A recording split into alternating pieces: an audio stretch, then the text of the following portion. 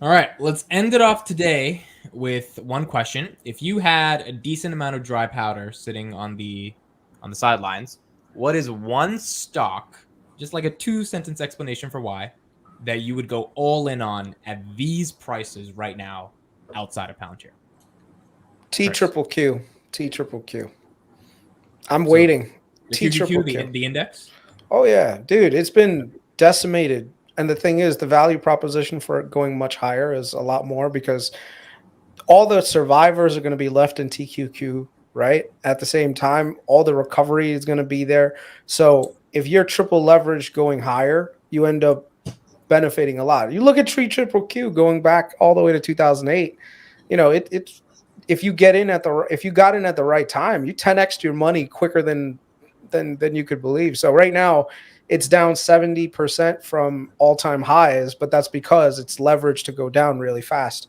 The thing is, though, if you apply the principle of elevators versus escalators, what we're starting to see is that the elevator is slowing down, and we may be entering a point of an the elevator is slowing down, and we may end up going into the escalator mode. So if we're in escalator mode and you're triple leverage, that means you'll be going up really, really fast, right? So if I had extra dry powder, and I do have extra dry powder, which I am going to invest in T triple Q, but I'm going to wait until I see some bankruptcies in the tech side that pretty much flush out all these extra investment that's been out there. And I'm also going to be waiting until gas prices come down because I think right now the inflation is majority of the inflation is because of all the increase in gas prices. So with that in mind, we need the Fed to kind of slow down with the interest rate rises. And the only thing that's going to slow the Fed down from raising interest rates higher is inflation comes down. So how do you control inflation? If energy comes down, inflation comes down, and then tech will start rallying again because now the expectation of higher interest rates in the future will start to diminish.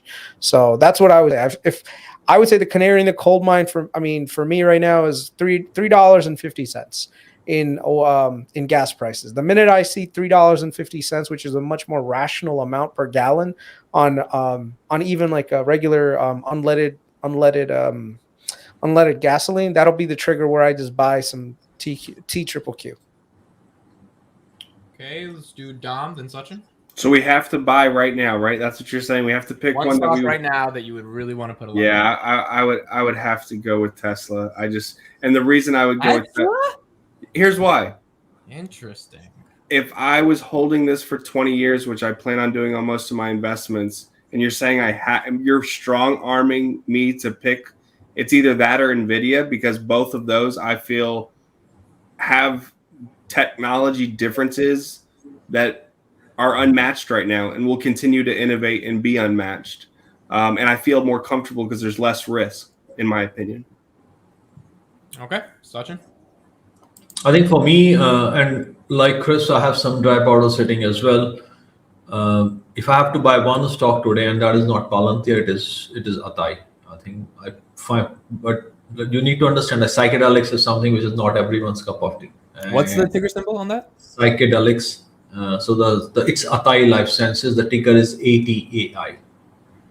Okay, because the company got decimated with a poorly timed IPO, but to me, it's a quality company. I mean, it is one of the Thiel's investment, and I think it has gone too cheap than it should have gone at this particular.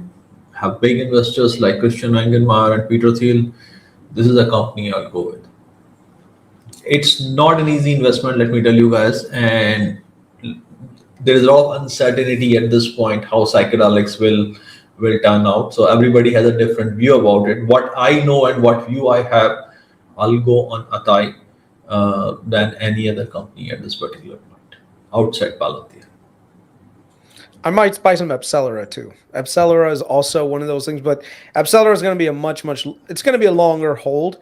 But Yeah. Dude, their CEO is buying so much stock right now. It's crazy. And that's why they're rallying. They're just remember this. Anytime you see a CEO buy a stock or sell a stock, there's 1,000 reasons why they sell stocks. There's only one reason why they buy. If I had to pick one undervalued asset that I would go all in on, my choice would be investing in Roku. no. Roku's man. It went below 80 this week. I would invest in myself. All right, and that's the podcast for this week. We hoped you guys, but to be honest, I've heard a lot of people say this. Invest in yourself, invest in your skills, double your income, or just like try to find ways to make more income. I think that's obviously a good strategy, and you're holding cash on the side. So, maybe we can get into better prices. On my morning live streams every day, I open the market. A lot of people have been saying, "Why aren't you buying? Why aren't you DCAing?" And I'm like, because I don't think the pain is done. And they're like, so you're trying to time the market. I'm like, this is not timing. This is not what Kevin did in January where he takes his whole portfolio. This is more like there is zero catalyst for this to go up. I don't know why I would even DCA in this moment. And it's not that it's wrong to DCA. Just like I don't have all the cash in the world. I would like to get into some better prices. Well said.